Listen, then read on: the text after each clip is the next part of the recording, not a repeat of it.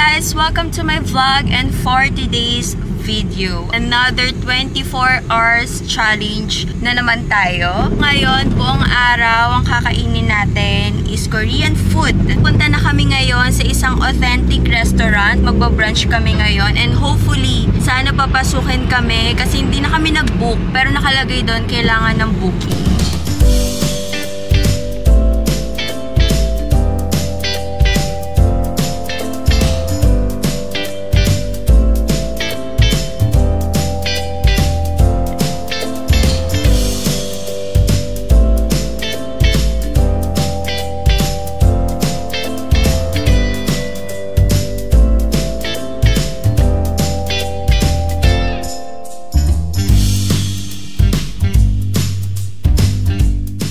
Okay guys, nandito na kami sa authentic restaurant na sinasabi ko sa inyo. Hindi namin akalain na sobrang dami talaga nilang menu. As in, kasi nung nakalagay nila sa Facebook, medyo konti pa eh. Although marami na siya. Pero pagdating nyo dito, meron silang mga nadagdag na menu na ipapakita ko din naman sa inyo kung gaano kadami talaga.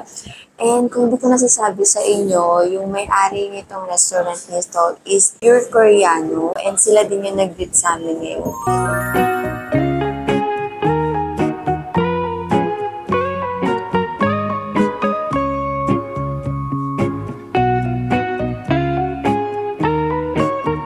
Dumating na yung mga in-order namin. Order ako ng dolsot bibimbap, jajam yon, donkatsu, and then yung sauce niya. May free soup, egg soup ata to. And then yung side dish, kimchi, radish, para dito.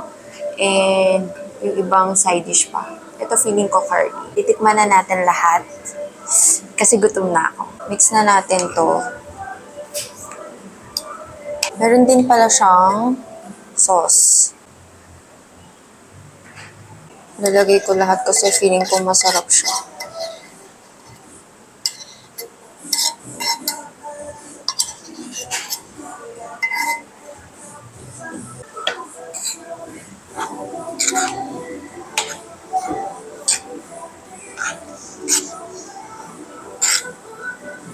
Nahalo ko na yung dolsot bibimbap. Sobrang tagal ko nang nag-crave nito as in. Pero ngayon, authentic bibimbap yung makakain ko.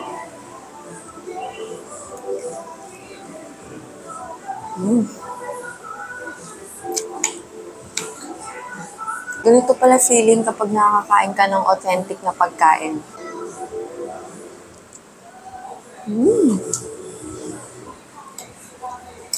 Harap.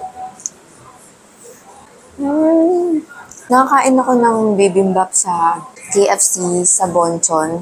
Pero iba pa rin talaga pag authentic na gawa ng Korean talaga yung bibimbap.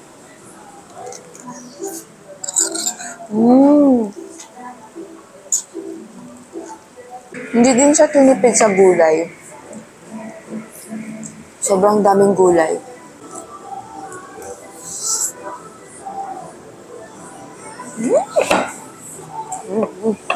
Tikman naman natin yung jajangmyeon.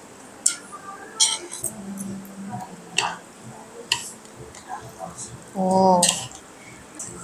Ang bango.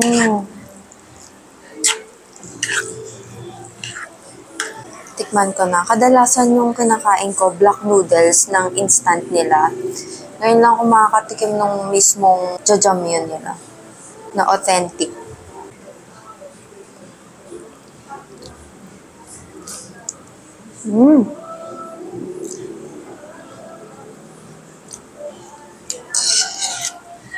Manamis-namis pala talaga to. Mas masarap to kaysa dun sa mga instant noodles nila. Mas masarap siya.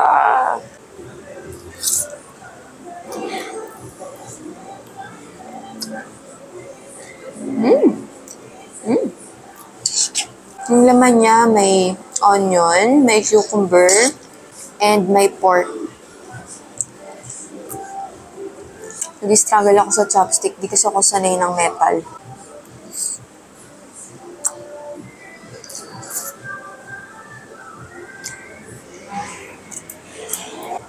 Ang lalaki ng pork nila.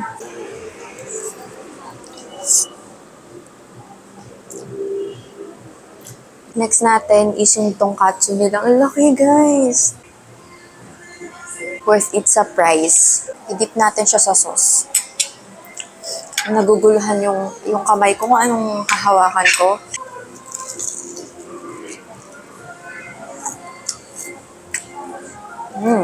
Masarap yung pagkakagawa. Sobrang taba ng meat.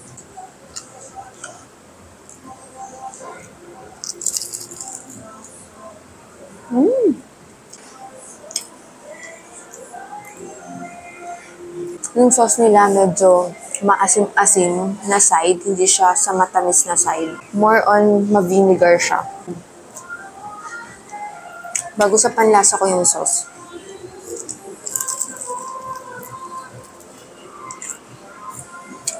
In fairness ang sarap nung lahat nung natikman ko. Pero ito yung bet na bet ko. Yung Dulcet Bibimbap nila, tsaka yung jjajangmyeon. Hindi ko alam na ganun pala talaga yung lasa ng jjajangmyeon. Nasanay ako sa black noodles nila na instant. Na lagi namin kinakain.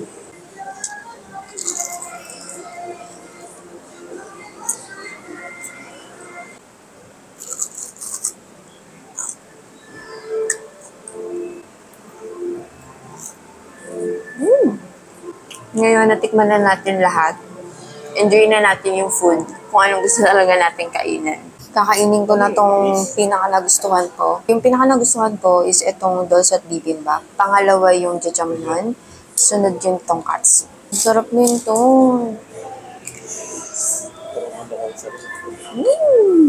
May free pala silang egg soup. Hindi ko napakita sa inyo. Ang lapot, no? Oo, may mushroom siya. May mushroom siya. Saka makakita ng free na soup. Tapos, kumpleto pa sa sahog.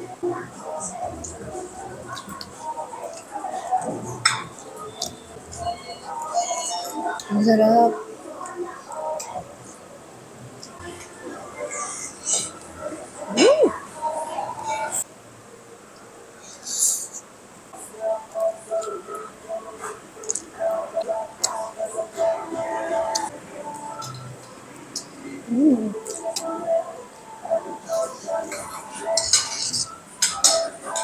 Okay guys, tapos na kami mag-brunch. Actually, naging lunch na siya. Sobrang babait ng staff doon. And sobrang nagulat kami, nahiya kami kanina kasi dumating yung bill namin na naka-discount yung mga kinain namin. Grabe yung nahiya talaga kami kanina. Nakipag-picture na rin kami and sobrang nag-thank you kami kasi kinuha din nila yung YouTube channel namin. If itatanong nyo kung saan lugar kami kumain ng authentic na Korean food, sa Bangtan Jampong kami kumain sa may Dasma malapit sa UMC Hospital. Kakain ulit kami ng Korean food.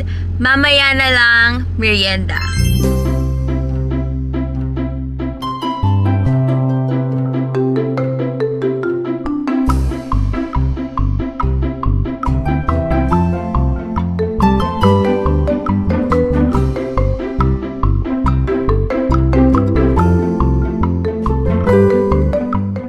Umorder kami ng ramen na sobrang init.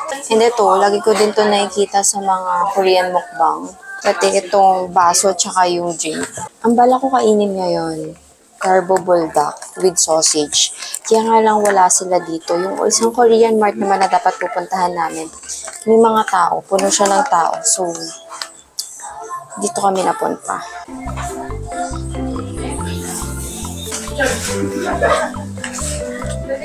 Yung kay Miko, beef bulgogi flavor. Lalagyan niya na ng sauce. Wow!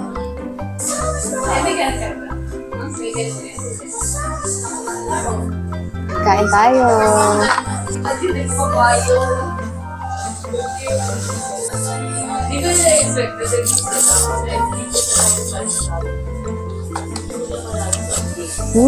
Ito talaga yung since day one, binabalik-balikan kong noodles.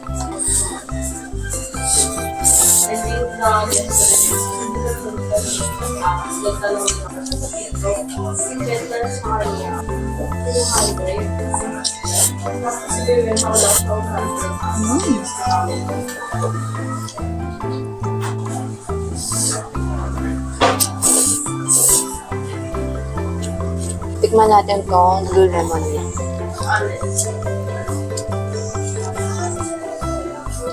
Alam niyo yung natunaw na ice candy? Ganun yung lasa niya.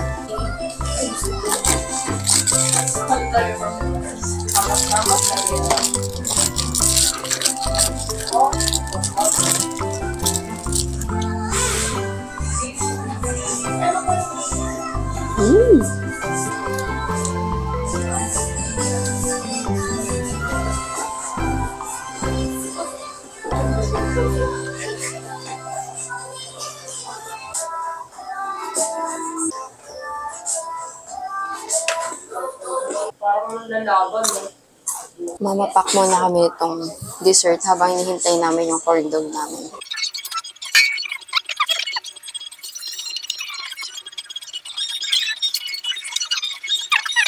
Lumabas na kami ng Korean Mart kasi masyado ng maraming tao. Pero umorder pa siya ng corn dog na titikman ko. And meron dito tayong power cup. Tikman na natin.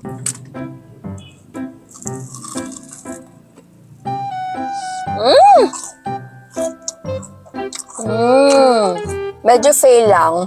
Kasi yung pinunta ko talaga sa Korean Mart is yung carbo buldak and yung sausage.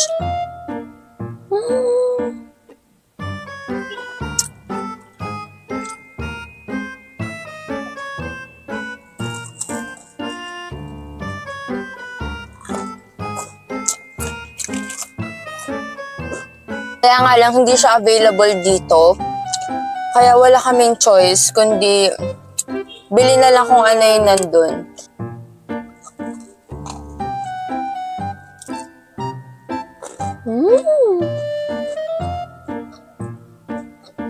Tira na natin to kay Miko kasi siya yung bumili nito. Grabe, feeling ko ang epic ng vlog na to kasi medyo maingay. Actually, maingay talaga yung buong vlog doon sa Korean Mart. Di din naman natin kalain na ganun kadami yung nagko-Korean Mart. And ang nangyari, parang magfo-4 na ata kami nakakain ng merienda. And paano pa yung dinner, guys? Sana makakain pa kami ng dinner mamaya. Okay guys, it's dinner time. And medyo busog na rin yung pakiramdam namin. Pero kailangan namin to i-push. Kasi 24 hours challenge nga to, diba? Pupunta na kami sa kakainan namin ng dinner.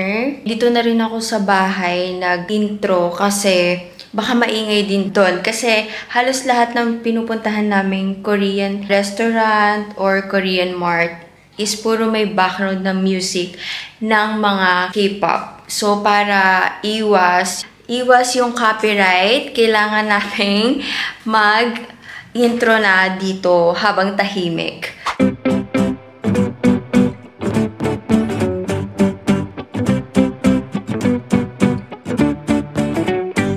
So guys, nandito na kami sa last food trip namin for tonight. Pinili namin is Korean chicken.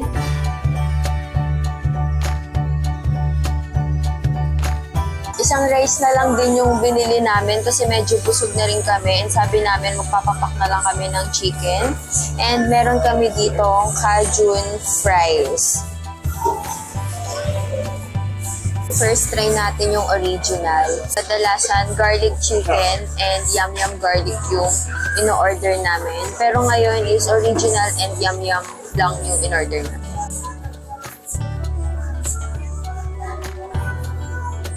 Umusok pa yung chicken.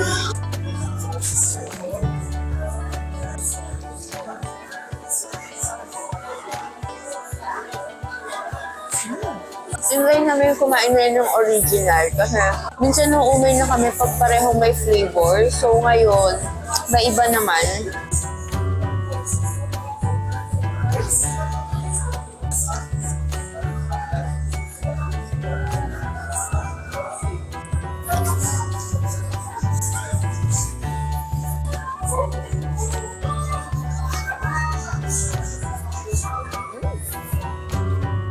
Minsan talaga masarap na mamapak lang ng chicken kaysa tabihan mo siya ng rice. Pero hindi mo talaga mapitigil kapag Asian ka. Laging may katabing rice yung chicken.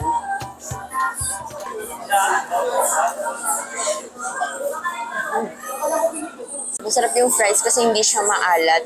Pero may seasoning lang siya na Cajun. Sobrang lutong din ang fries nila. Potato talaga yung gamit nila kasi may balat pa siya ng potato.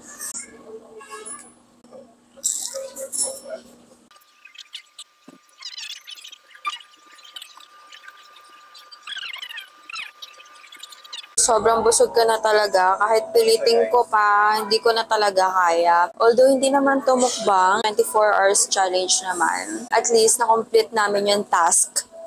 Don't forget to subscribe, like this video if you like it, and see you in my next vlog. Bye!